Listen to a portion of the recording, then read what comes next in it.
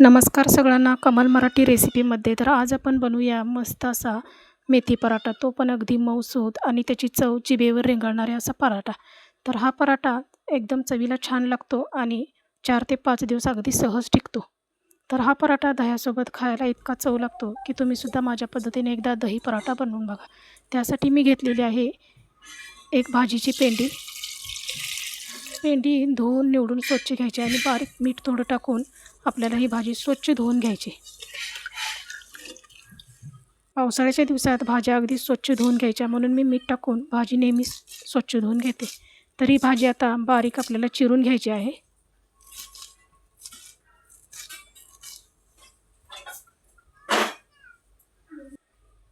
आणि ते मी त्यासाठी 5-6 लसणाच्या पाकळ्या, हिरव्या मिरच्या, हा पराठा मी हिरव्या मिरचीचा करणार आहे, थोडेसे जिरे,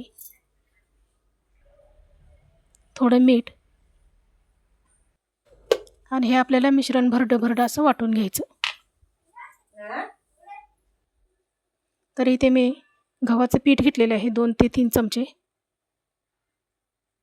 हे पीठ आपल्याला एका बारीक चाळणीनं चाळून घ्यायचं.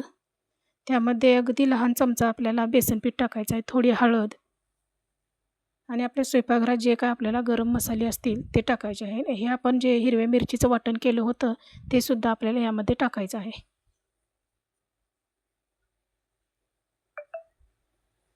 आणि ही बारीक चिरलेली भाजी आता या पिठामध्ये मिक्स करून घेऊया.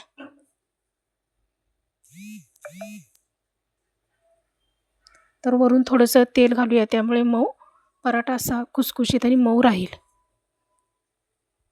हा पराठा तुम्ही चहासोबत किंवा दह्यासोबत किंवा शेंगदाण्याच्या चटणीबरोबर किंवा लोणचं ह्यासोबत चवीला उत्तम लागणारा असा पराठा आहे हा.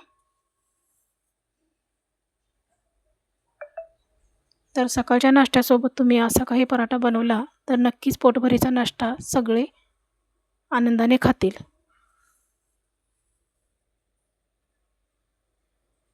तर इथं मिक्सरच्या भांड्यात थोडं पाणी टाकून मी हे पीठ असं घट्ट छान मळून घेतलं.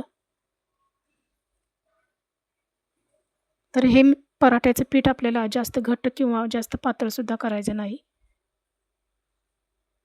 तर आता वरून थोडंसं आपण तेल लावून 5 मिनिटे झाकून ठेवूया.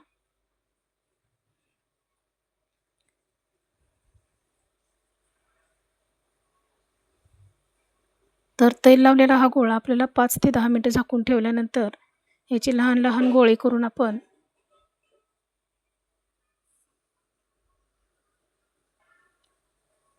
तर याचा एक एक करून लहान लहान गोळा करूया आणि पराठा लाटण्यासाठी आता घेऊया. गोळे एकदम केल्यानंतर आपल्या गॅसचीसुद्धा भरपूर बचत होते. तर इकडे गॅस चालू करून मी आता तवा तापायला ठेवलेला आहे. तर आता पराठा लाटायला सुद्धा आपण सुरुवात करूया.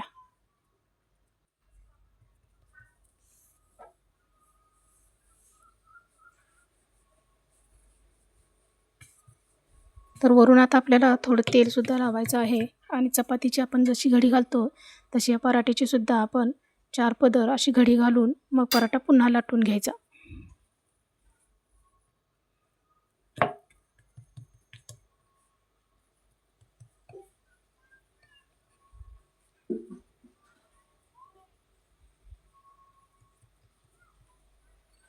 तर पुन्हा एकदा थोडं पीठ लावून हा पराठा लाटून घेतला मी. मस्त आपला पराठा लाटून झालेला आहे आणि तव्यावर थोडं तेल टाकून मस्त असा खरपूस पराठा आपण भाजून घेऊया.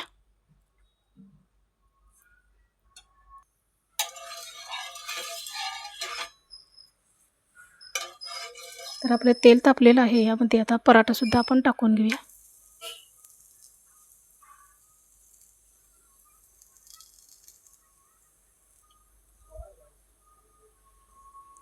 तर तव्यामध्ये थोडं तेल टाकलेलं आपण, त्यावर पराठा टाकून आता पराठ्याला सुद्धा वरून थोडं तेल टाकून पराठा असा वर खाली छान असा खरपूस भाजून घेऊया.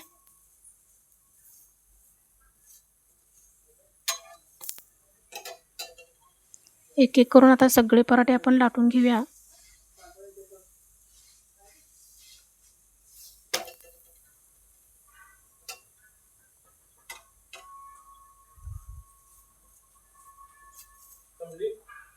आणि मस्त आपला पराठा आता तयार झालेला आहे. तर तुम्ही बघू शकता किती खरपूस छान भाजलेला आहे आणि कलर आणि रंगही खूप छान आलेला आहे.